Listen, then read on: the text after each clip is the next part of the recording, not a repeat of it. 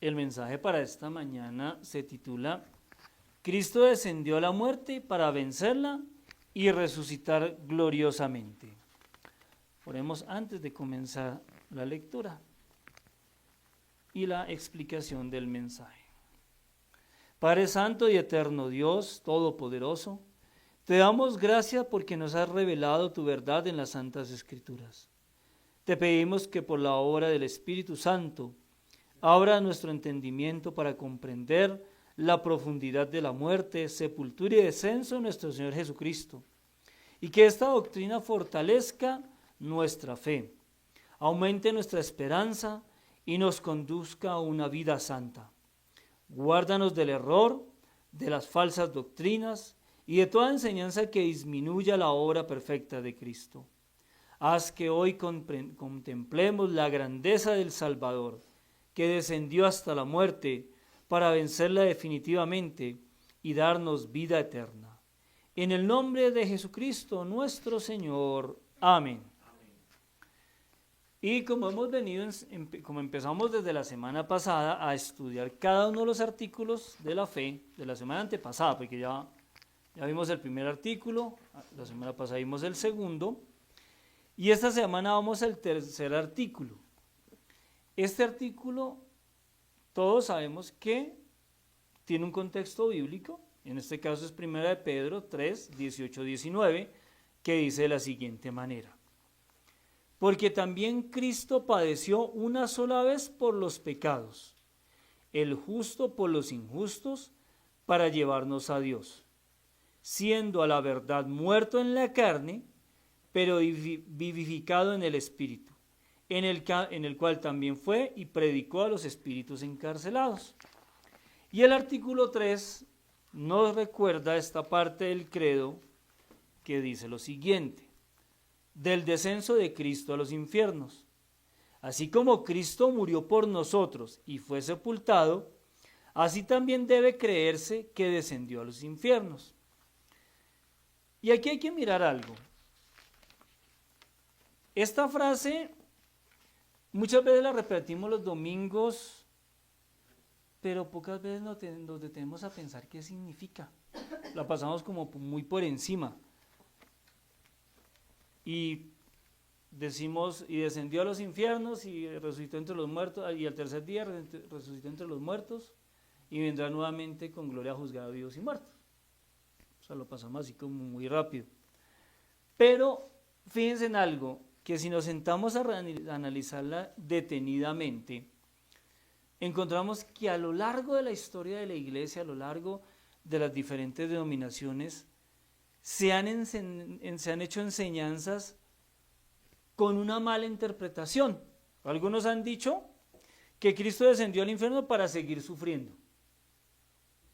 Otros, que fue a liberar almas del purgatorio. Otros afirman que allá Satanás lo derrotó por un tiempo. Y incluso hay quienes sostienen que Cristo ofreció una segunda oportunidad de salvación a los muertos. Pero resulta que todas estas enseñanzas están contradiciendo lo que la Escritura nos enseña. Y aquí nosotros como iglesia seguimos las enseñanzas de la iglesia primitiva, de la iglesia antigua y de la Reforma, que afirma que Cristo verdaderamente murió como hombre, que fue sepultado y que descendió al estado de los muertos.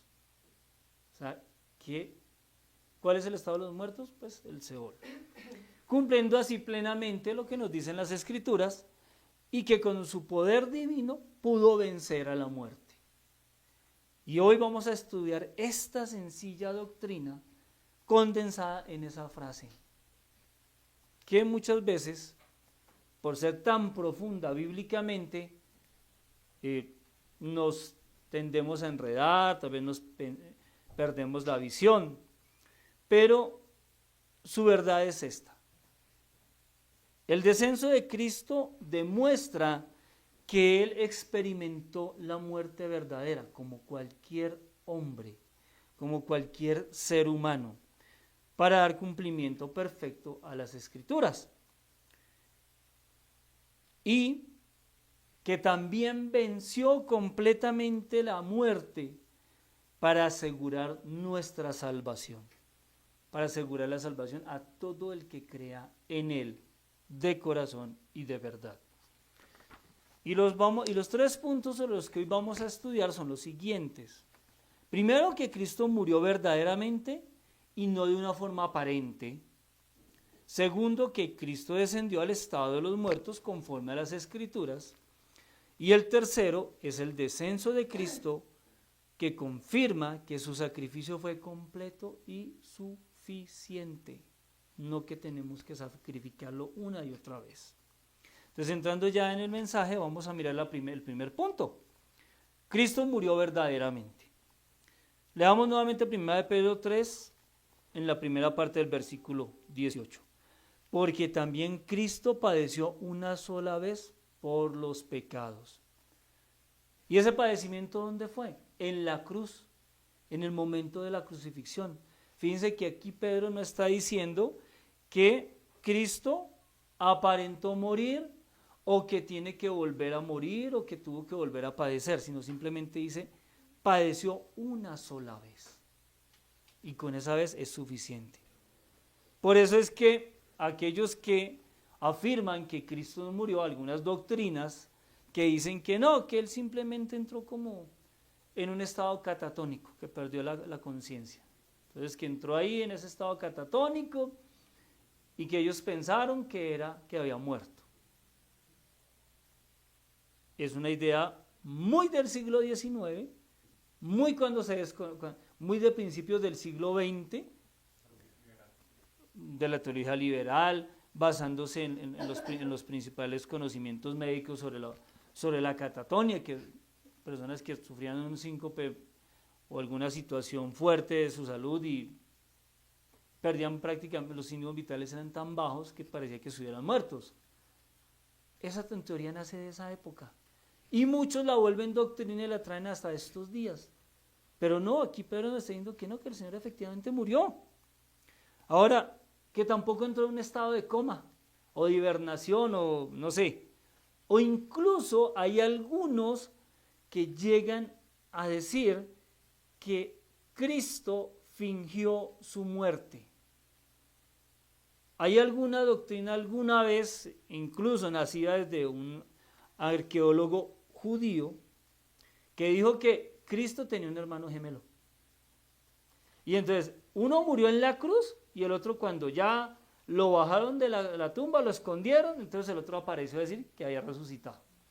Y fue un arqueólogo hace unos años, o sea, muy famoso dentro de la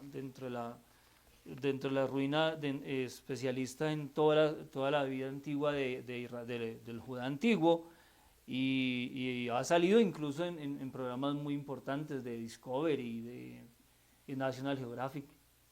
Y a veces en Semana Santa salen y lo sacan como la tumba perdida de Jesús. Y él sacó esa teoría. Pero fíjense que no, la Escritura nos dice claramente que el Señor murió. O sea, Él cumplió perfectamente lo que el profeta Isaías dijo en el versículo 53, en el versículo 9, en el capítulo 53, versículo 9, porque Él describe en ese versículo con precisión cómo debe morir el Mesías. Dice que fue contado con los pecadores. Y los ángeles que nos muestran que fue crucificado en medio de 2 ladrones. Que antes de ser crucificado fue juzgado junto a un criminal, que fue Barrabás. Entonces, ¿cumplió perfectamente esa parte de la profecía? Claro. Fue contado entre los criminales, fue tratado como un criminal. Fue herido. Los 39 azotes que recibió el Señor, la corona de espinas, las caídas que tuvo durante el camino al Calvario, cargando la cruz, los latigazos que volvió a recibir en el camino, la crucifixión, que fue bastante cruenta, que ese era el mayor castigo que daba el Imperio Romano para los que se sublevaban contra su poderío. Fue traspasado, pues está en las dos partes, cuando es crucificado y cuando cuando los soldados vienen a bajar los cuerpos. Y había en ese tiempo había una costumbre, a los agonizantes les quebraban las piernas para que del dolor tuvieran un paro cardíaco.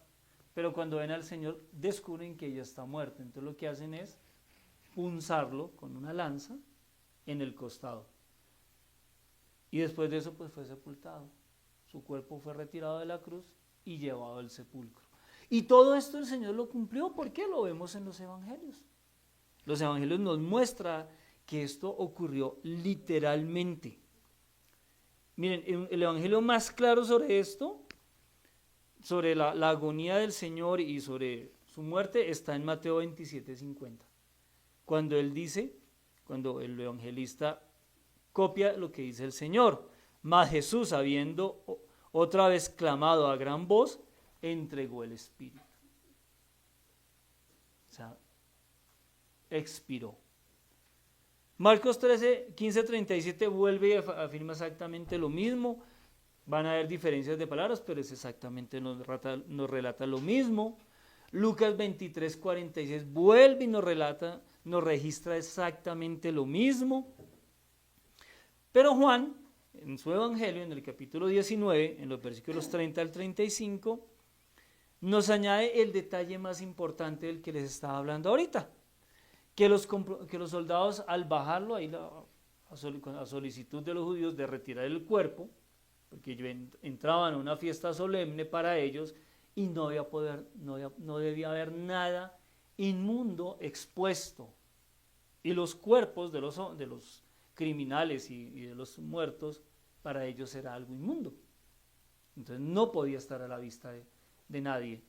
Cuando piden eso, cuando hacen esa solicitud y bajan, pues que se dan cuenta. Pero como les decía, en ese tiempo el morir en la cruz era una muerte bastante dolorosa, porque a medida que el cuerpo se iba cansando, los brazos las piernas se doblan, o sea, la posición se doblaban las piernas ya por cansancio, como no podía, como las manos están fijas, los hombros empiezan a hacer presión contra el pecho y esta parte empieza a irse hacia adelante.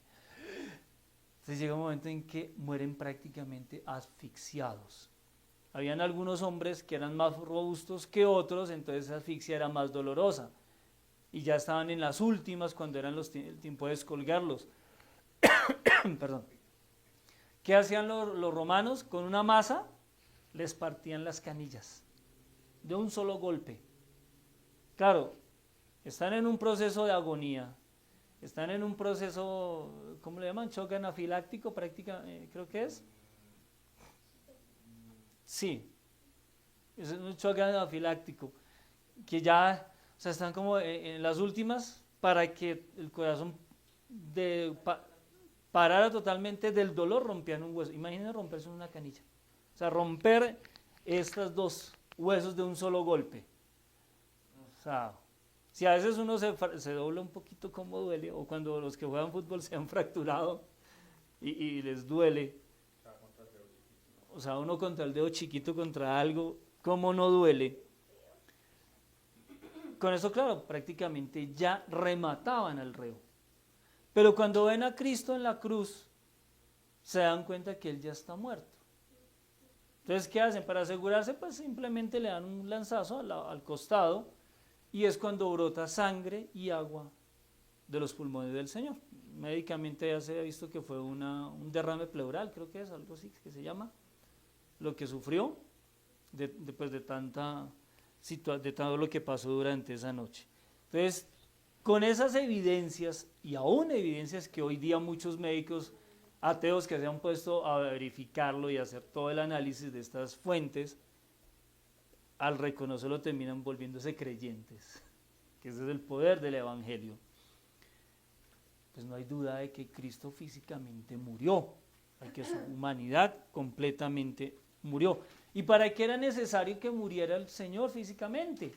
Pues para que se cumpliera lo que nos dice Romanos 6:23, que la paga del pecado es la muerte. Y si Cristo estaba crucificando y estaba pagando las culpas nuestras, pues tenía que morir. O si no, no podía dar cumplimiento a esa misión, el cargar con todos nuestros pecados. Entonces debía sí o sí físicamente morir. Entonces, miren, hay doctrinas que buscan, que enseñan o que muestran un Cristo incompleto. O sea, un Cristo que aparentó ser, que no fue humano, que fue, algunos que dicen que fue como un espejismo, como un fantasma de forma ectoplasmática, bueno, y se inventan las ideas más retorcidas del mundo para justificar y decir, claro, como no era un ser humano, pues aparentó, dio apariencia de estar muerto, pues fingió y por eso lo sepultaron. Hay otros que dicen que Cristo no es divino, sino simplemente que fue un maestro o un maestro elevado, que lo que nos vino a mostrar fue cómo superarnos en este mundo. No, que Cristo vino a librarnos del pecado. Algunos que simplemente fue un profeta o un ejemplo moral. Pero esas doctrinas realmente son doctrinas falsas. Son doctrinas que no tienen ningún fundamento bíblico.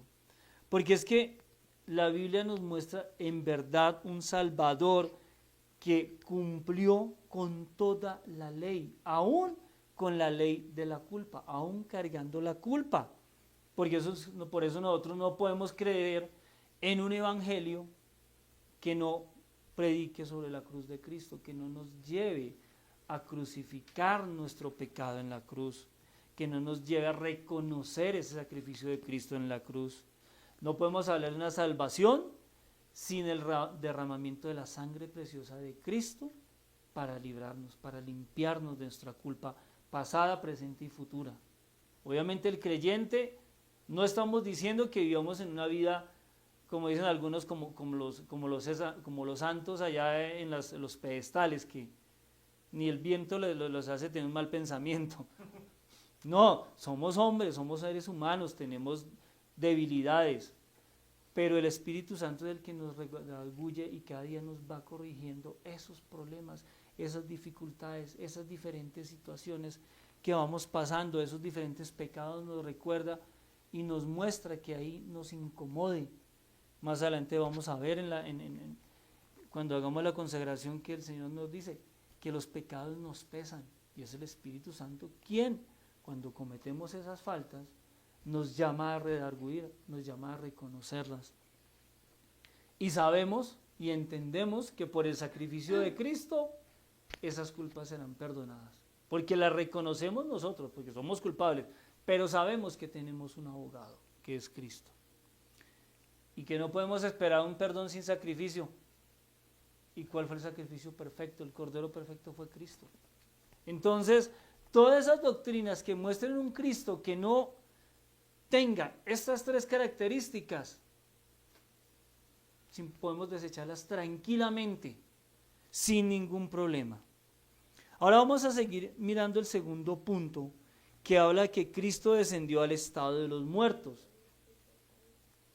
Y aquí es donde encontramos, y aquí es donde hay un error de traducción del griego al latín, y un error que la misma lingüística, los mismos idiomas nos van a enseñar dónde está. Porque es que ese es el corazón del artículo, el que descendió a los infiernos. Pero resulta que cuando se escribe el credo, pues se escribe en latín. En ese momento el latín es la lengua universal, como decir hoy el inglés. O sea, el latín en ese momento, en el mundo antiguo, es la lengua universal. Todos hablan hablan latín. Y ahí hay una palabra muy particular, que se llama inferos. Inferos. Y de ahí es donde viene la mala traducción, porque el inferos o inferna es el mismo equivalente en el griego de donde viene escrita la Biblia, los Nuevos Testamentos, que significa que es el Hades. Y el mismo Hades en hebreo es el mismo Seol o Sheol. Y los tres términos implican lo mismo: el lugar de estado de los muertos. Entonces, al traducirlo a otros idiomas, al traerlo de nuestro español, al inglés a otros, pues se traduja el inferos como infiernos. ¿Ven? Ahí está un error de traducción. Pero realmente lo que está diciendo es que, más que descender Cristo al lugar de castigo eterno, es decir, al infierno, lo que está diciendo es que descendió a el estado de los muertos, que entró verdaderamente en la condición de la muerte. O sea, no que volvió a sufrir nuevamente la ira de Dios después del sacrificio de la cruz, porque el infierno, ¿qué es eso? Donde el pecador que no se arrepiente, que desecha la puerta de salvación que es Cristo, allá va a dar por su propia voluntad, porque desechó esa gran oportunidad que es Cristo. Allá sí es el lugar donde va a vivir el castigo eterno, pero aquí pues Cristo no hace eso, porque ya él sufrió la cruz. Por eso es que el mismo apóstol Pedro lo explica en el mismo versículo. Cristo fue muerto, fue sepultado, su alma humana pasa al estado de los muertos mientras su cuerpo reposa en el sepulcro. Pero igual no dejó de ser Dios, su naturaleza divina aún se mantuvo con él. Permanece inseparable, permaneció inseparable. Aún en la ascensión permaneció inseparable su esencia, así como su esencia humana en el ascenso a los cielos. Se mantiene junto a su esencia divina, así su esencia divina se mantiene junto a su esencia humana.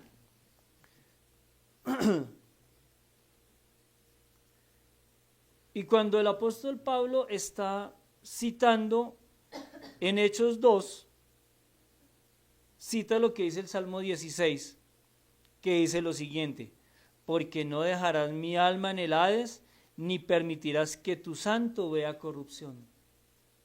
Aquí también Cristo está cumpliendo esa profecía en ese salvo, porque ahí Cristo permanece, que su alma llegue al Hades, permanece, que llegue al lugar de los muertos, mas no que vea corrupción, mas no que se corrompa su cuerpo.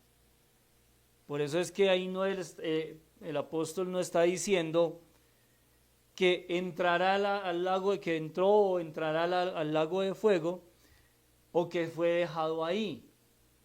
No, él está diciendo que descendió, sí, verdaderamente, padeció la muerte, pero que resucitó.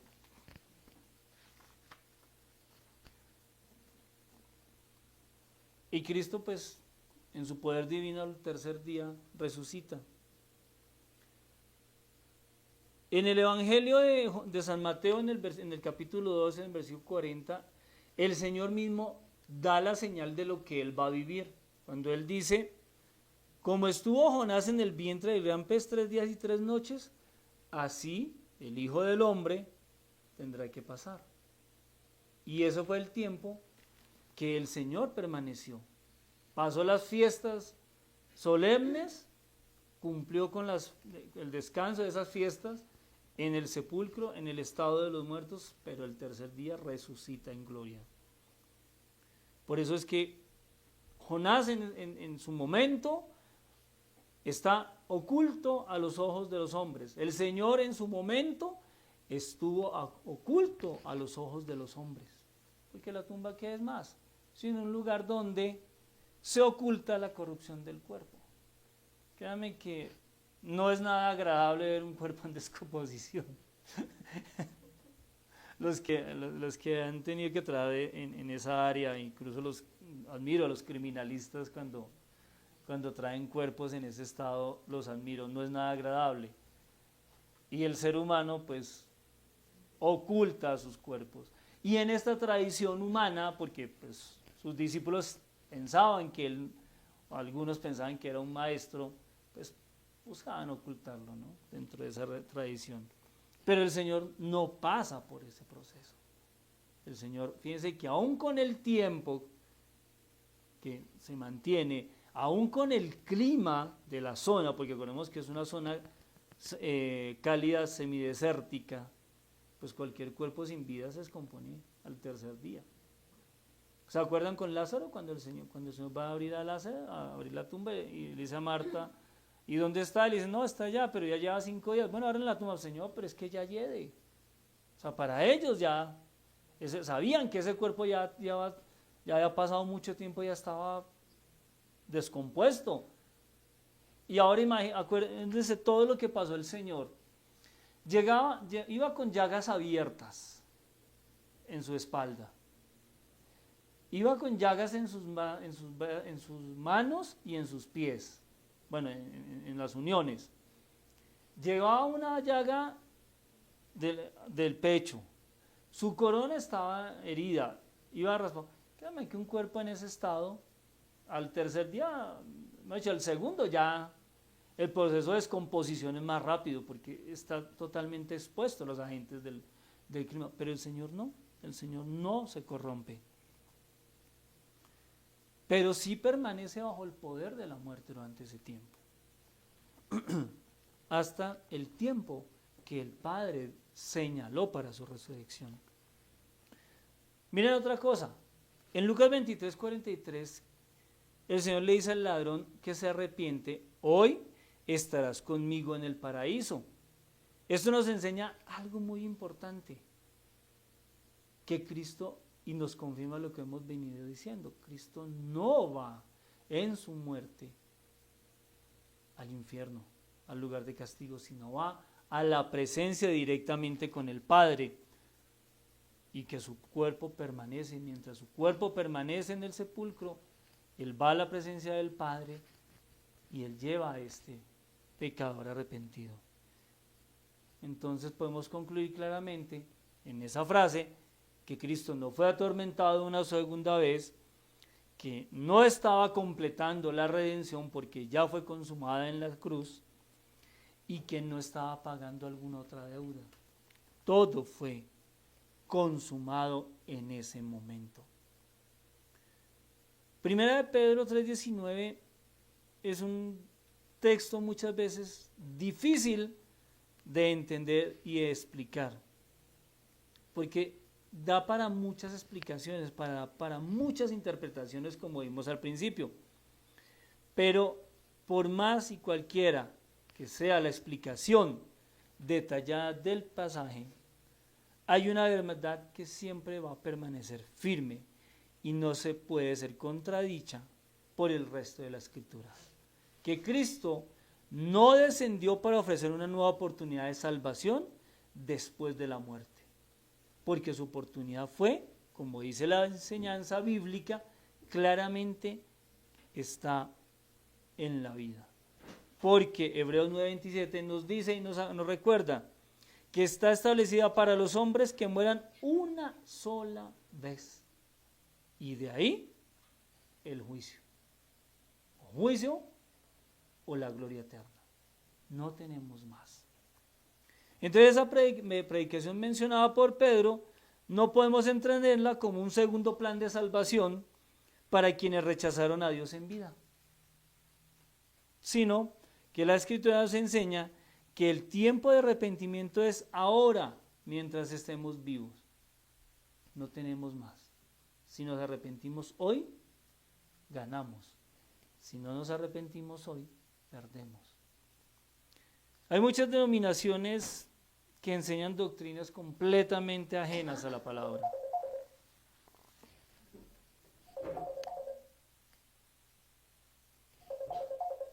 Hay muchas que hablan del purgatorio. Escríbele que no me llame, que estoy ocupado. Algunas hablan del purgatorio. Otras enseñan de una segunda oportunidad. Algunos dicen que todos moriremos siendo salvos, que Dios nos ama tanto que sin importar somos salvos. Otros enseñan que cualquier religión, cualquier creencia en Dios, conduce al mismo Dios. Pero el Señor nos declara y nos deja muy claro, y perdonen que sea tan reiterativo siempre con este versículo, que Él es el único camino, verdad y vida. Juan 14:6. No tenemos más camino. Miren, así nos prometan lo que quieran, así nos hagan bochinche todo un mes, como lo que estamos viendo ahorita. El único camino de salvación, el único que cambia nuestras vidas, el único que nos muestra un nuevo camino, es el Señor Jesucristo. No hay nadie más. Lo demás es una fe desperdiciada. Y por último, ya antes de concluir, vamos a ver el descenso de Cristo. ¿Cómo nos muestra esa obra redentora, esa perfección de su obra redentora? Y ahí es cuando el Señor en Juan 19:30 dice, consumado es. Ahí es cuando anuncia que ya todo está hecho. Ahí es cuando conocemos la famosísima palabra tetelestai.